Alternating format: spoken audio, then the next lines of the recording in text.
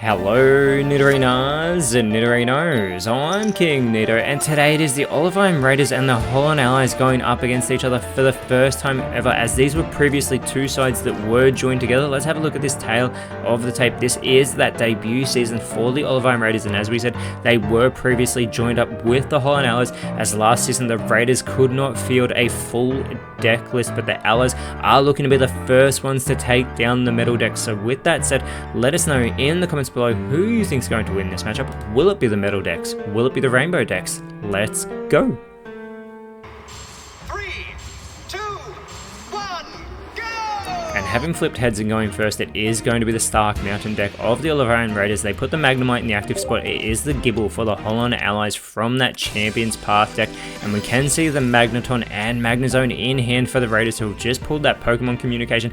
They don't want to use that. They're very happy with these Pokemon cards they've got in hand, but they are going to use that Adamant. It will reduce damage that this Magnemite takes in the coming turn by 20, and Gibble does only do 20 damage with that Nor, as the Allies do pull their Rocky Helmet. They've got the two Cynthias and the Glaceon in hand, plus that Irida, as they get the water energy onto the Gibble. Now, Gibble doesn't actually require any specific energy, but if they can get that Garchomp online, it requires one water and one fighting type energy, and they can go in the offensive, but they know there's no real point with that Adamant having just been played. But that Rocky Helmet is on the Gibble, as the Raiders do pull the Heatran, and they are going to put that Magneton online as well, but it does require 2 metal energy to complete this rolling attack.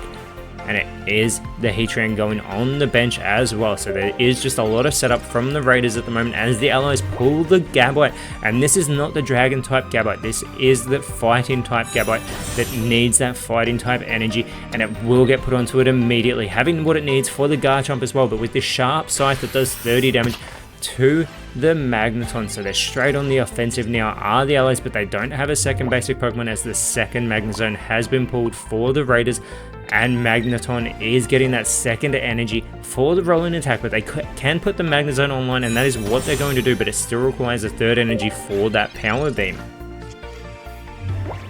The Allies, however, have pulled the Shaman, and this is a colorless type as well, so it can have any energy put on it, as this Champions Path deck of the Holon Allies does use both water and fighting type energy, but they are going to retreat the Gabite, knowing that the water energy was being produced from the energy zone. They immediately put that back onto the Gabite. Shaman is in the active spot. It will not be able to outlast a hit from this Magnezone, as they do pull the Skarmory, immediately putting it onto the bench, and there it is, the third energy onto the Magnezone. This Power Beam does 80 damage. It's going to wipe Shaman off the board, but the Allies are trying to buy themselves time as they want to get this Garchomp online, and with that Cynthia, it can do 150 damage. It still does 100 damage, but that's not actually enough to take out the Magnezone, as they pull the Pokeball, so they can get a basic Pokemon out of their deck, and they definitely need that, and it is going to be the Eevee getting pulled for the Holon Allies now. And they do put another fighting energy onto the Gabite. They're still trying to keep it in this game, once again retreating it. They're willing to sacrifice the Eevee. They know that it is practically their win clause if they get that Garchomp online, as the second Magnemite has been pulled for the Olivine Raiders. They are going to put that onto the bench, clearly hoping that they can get the second Magneton very soon, and they're already starting to set that up, getting the first metal energy onto it there. But this Power Beam is now going to wipe the Eevee off the board. This is a fantastic start for the Olivine Raiders. They have already taken 2 points in this game 1 of our best of 3 series. The Allies need to pull the Garchomp. That is going to be the deciding factor right now, and they get a Gibble instead. That is not the card that they needed. This is terrible for the Holon Allies, but unfortunately that is the way that it will just go. Sometimes your deck is going to brick, and they go with the sharp scythe. They do get the 30 damage onto the Magnezone, but the Magnezone, as they pull the Magneton, the Raiders got everything they needed here. They're free to go with this Power Beam and wipe the Gabite off the board and take all 3 points very easily here in game 1, as the Raiders look to continue their undefeated series streak in the PokeType League debut for them in Season A2, but we are going to have a table reset, and in Game 2, it is going to be the Raiders flipping ahead, so they are going first with that Eternal Time deck. They're going up against the Spring Path deck of the Holon Allies, and it is Dialga being put into the active spot. We can see the Giratina and the Abra in hand for the Holon Allies, and they're opting to go with the Abra. this deck does produce grass and psychic type energy.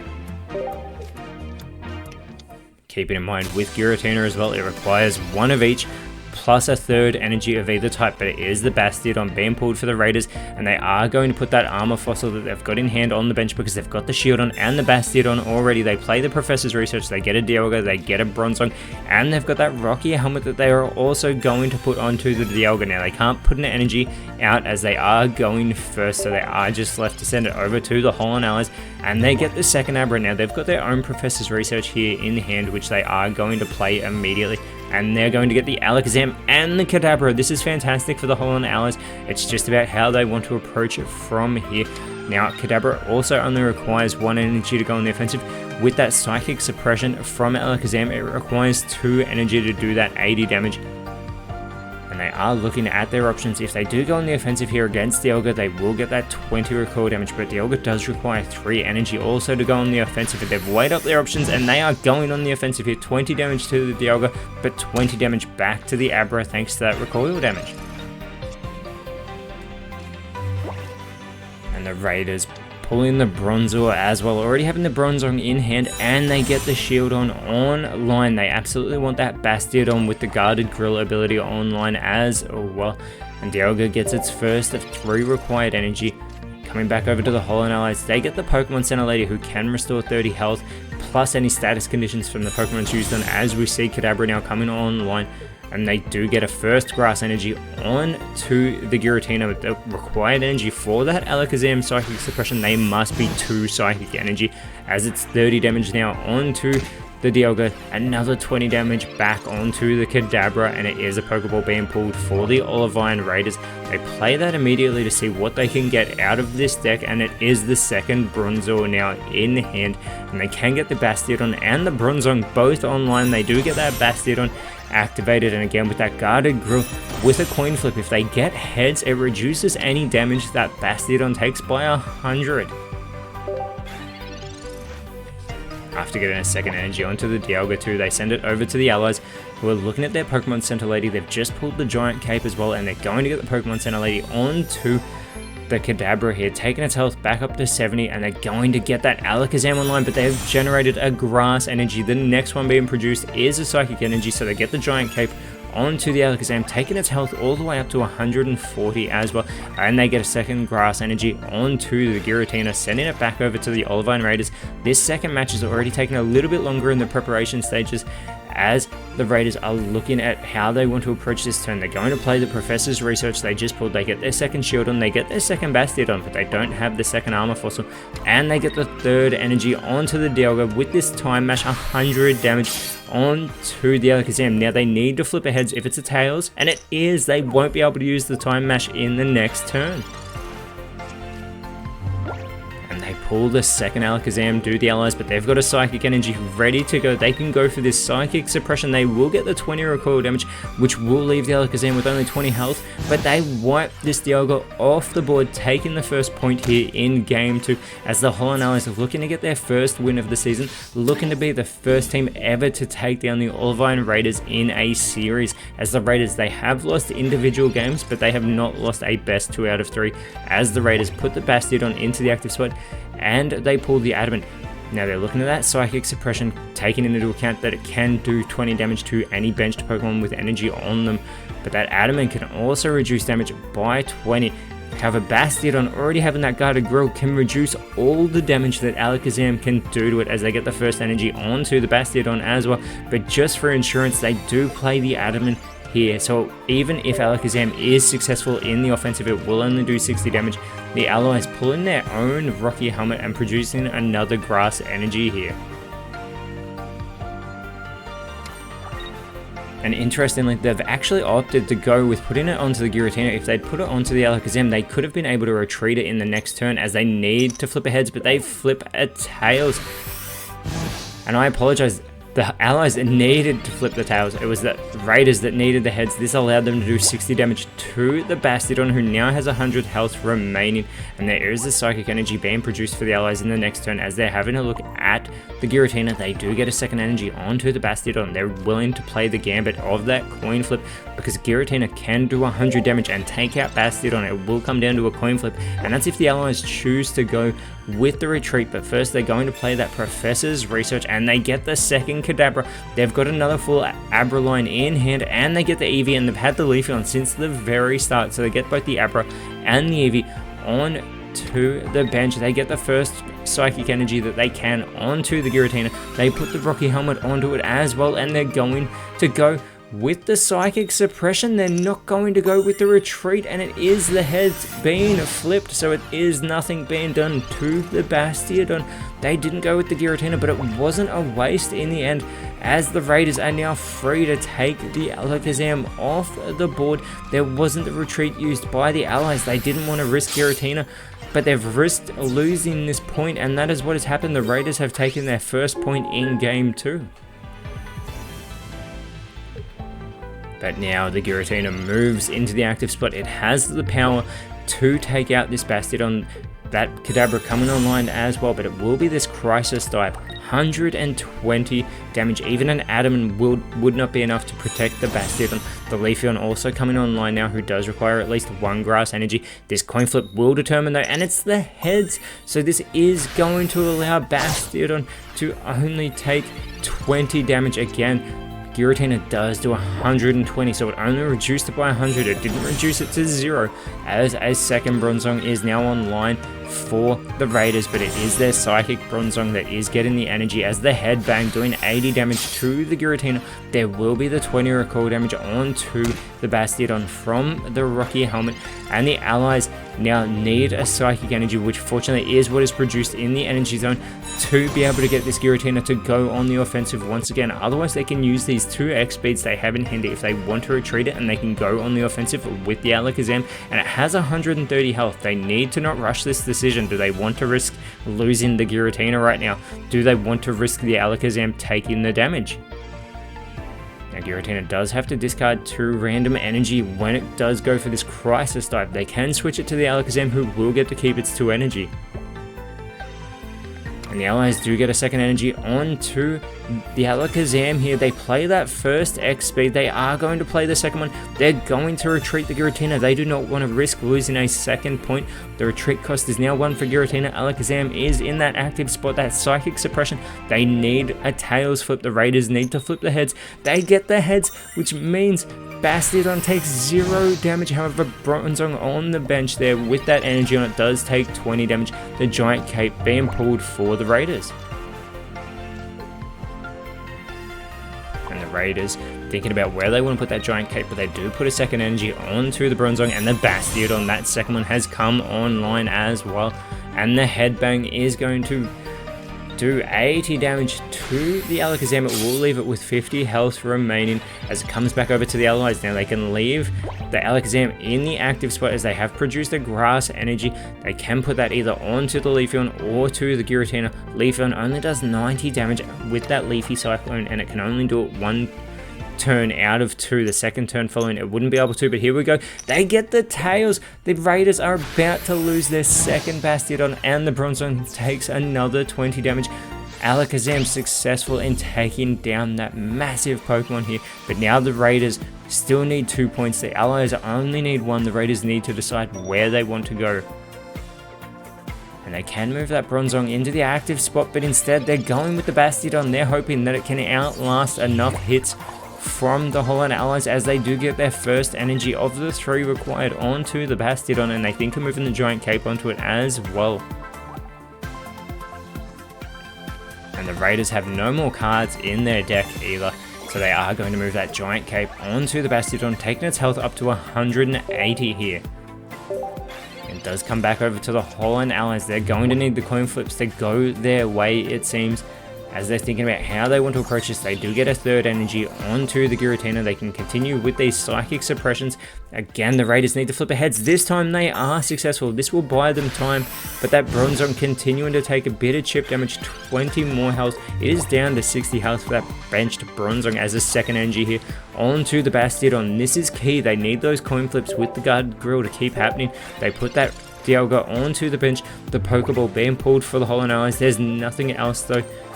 I apologize, they did still... Oh no, the Holon Allies pulling their last card, so that Pokeball is worthless. But it's another heads being flipped by the Olivine Raiders. That Psychic Suppression again does nothing to the Bastiodon, but it does 20 damage to the Bronzong, who is just sitting there on the bench with 2 energy on it here. But the Bastiodon is about to finish that Psychic Suppression with the Headbang, taking the Alakazam off the board. And those 2 guarded grill flips were crucial for the Raiders here, as Giratina does move into the active spot. It can do 120 damage, but it only has 40 health remaining. It will not have enough to outlast damage here from the Bastiodon. The allies are limited on what they can do. They can try and get 120 damage. That will still leave Bastiodon with 60 health remaining, and the allies are just clearly taking their time because they are not sure what else they can do. Whereas for the Raiders, they are starting this season 3-0. That is massive. As another coin flip, it is another heads, and Bastiodon once again takes only 20 damage from the Giratina. It has to discard cards, but the Raiders, they're not worried about the energy, they're worried about the win, and the Headbang takes it. The Bastiodon's so powerful for this Olivine Raiders and Eternal Time deck, taking down the Spring Path deck of the Holon Allies, and now they're just trying for the clean sweep to bury the allies on the bottom of the leaderboard. And this third game still counts toward the leaderboard, so the sides need to maximize their points and their damage, as it is the Gold Rush deck with that Gimmighoul going first for the Holon Allies. The Raiders with their Mining Melancholy deck, they have the Varoom, the Registeel, and the Mawile, who is going in the active spot. The Varoom and the Registeel both going on the bench, and we can see that Revavroom and X-Speed in hand.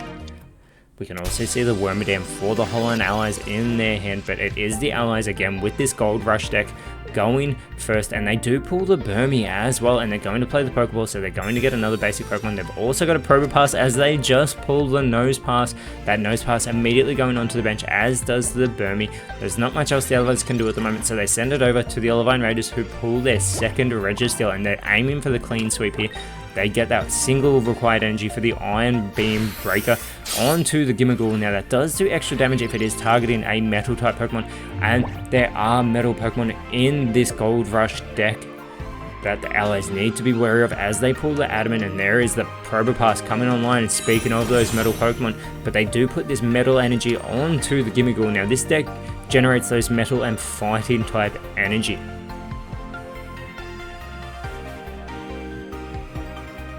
They do go with the Chesterflage. If they flip heads, all incoming damage and effects would not affect the Gimmighoul, but they do flip the tails. This is great for the Raiders. This allows them to just continue chipping away, but as well as that, they are able to set up that Revavroom online after just having pulled a second Revavroom as well that they are keeping in hand.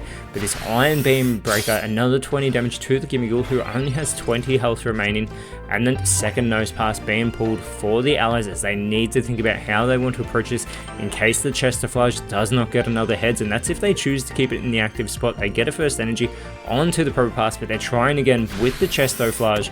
They need to flip the heads, and this time they are successful, so they will not have to worry about this Gimmighoul taking any damage in this coming turn, as the Raiders get their own Adamant in hand, and they get a second of the 3 required energy onto the Revavroom here, and they continue with the Iron Beam Breaker, but it doesn't do a thing to the Gimmighoul for this turn. And the Pokemon Communication being pulled by the Holon Allies immediately played. They put the Probopass, the Nosepass back into the deck, and they pull their second Burmy. They may have been hoping that they could get the Goldango, but it is a second energy of the 4 required for the Probopass. It needs 3 of them though to be Metal type energy at least. And again, another Chesterflage. This could buy the allies more time, and that is what they need right now. But they get the tails. This is great for the Raiders. This will free up Mawile to go on the offensive as they pull the Pokeball. They are going to play that. They will get another basic Pokemon out of their deck, getting that second Mawile in hand. And they think of putting it onto the bench. They do have options here with those 3 basic Pokemon in hand. They get a first energy onto the Registeel, and the Iron Beam Breaker is going to take this Gimmighoul off the board and give the Raiders their first point, as again they are aiming for that clean sweep over the Holon Allies. It is the Burmy being put into the active spot as the second Pokeball being pulled for the Holon Allies. They are generating a ground type energy now. They get a Gimmighoul out of their deck, and we can see on their next turn it will also be a ground type energy. That is not what they need, because that means the Probopass will not be able to go on the offensive anytime soon. Allies really taking their time, weighing up their options. They are going to put one of these fighting type energy though onto the Probopass just to give it something. If they can get a metal energy onto it soon, it will be massive for them. They do move that Wormadam online, who has 120 health, so it might buy them a bit of time. The Raiders pulling their X speed, and they are going to get another energy onto the Registeel. So the Registeel and the Revavroom both have 2, and they both only require 1 more, but the Iron Beam Breaker just continues to chip away at this Gold Rush deck. And it is now the second Probopass in hand for the Allies, and we can see on their next turn again it is going to be a fighting type energy, as they get the first of 3 required energy onto the Wormadam, who only requires 1 of them to be a fighting type. Now it is Mars being pulled for the Olivine Raiders. They can make the Raiders shuffle their hand into their deck and pull the amount of cards relative to the amount of points they still need to get, which is 3. The Allies are yet to take a point in game 3 here. The Raiders have taken 1 as they get an energy onto the Revavroom, and they're going to switch that Revavroom into the active spot, going for the Spinning Drift, and if they flip aheads it will prevent all damage from the opposing team in the next turn, similar to the Gimmighoul, and they are successful. They get the head, so Revavroom is safe in this oncoming turn, but it is now finally the Gholdengo being pulled for the Allies, and they are continuing to produce these fighting type energy, but there's only 1 Pokemon in this deck that actually requires it, and it is the Wormadam. Even the Mothim, it does only have colorless energy requirements, so anything can be used on it, similar to the Burmese, similar to the Gimmighoul. They send it back over to the Raiders, who do pull their Rocky Helmet, and they're going to get that onto the Revavroom. All these coin flips have been going the way of the Raiders, it seems, in this series.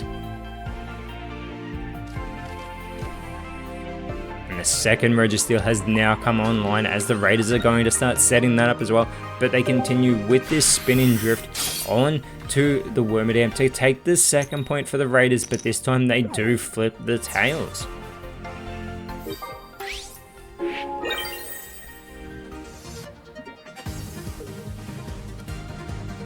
And it is the Gimmighoul being moved into the active spot for the Allies. They pull the Giant Cape as well, which can take the Gimmighoul's health up to 80, but they have gone with the Gholdengo in the active spot. Now Gholdengo only requires 1 metal energy. It gets a second fighting type energy onto it, and they're going to play the Adamant. This will reduce the damage it takes in the coming turn by 20, and they get the Giant Cape onto it, so they do opt to go with that as well. But the Raiders have full control. They just need 1 more point. That Gholdengo has 140 health, so it will take 2 Spinning Drifts from the Revavroom to take it off the board. It gets 50 damage here, so because that Adamant was played, but they flipped their heads as well, so Revavroom is safe from damage in the oncoming turn here. And the Allies do pull their second Nose Pass, as they are going to finally generate another metal type energy on the next turn. That will be crucial, especially if they get that Probopass online. It can do upwards of 180 damage, but Gholdengo can't do anything right now, so they are left to send it back over to the Raiders, who have just pulled a potion. All their Pokemon are still at full strength in this match, and the Revavroom, if it can flip another heads after this Spinning Drift, it will be safe from the Probopass. 70 damage onto the Gholdengo. They need to flip the heads. They get the tails. This is the chance that the Allies need. They can start going on the offensive finally. They pull the Professor's Research as well. They are going to play that immediately. This is their opportunity. They pull the Mothim. They get the Adamant as well. They are going to put that Mothim onto the Burmy, who has a 0 retreat cost as well. And they are, speaking of retreat the Goldango. The Probopass is in the active spot. It gets its third metal energy that is required. It will get 3 coin flips. For each one, it does an additional 50 damage. It gets a tails. It gets a second tails. It gets 1 heads. This will not be enough to take down the Revavroom.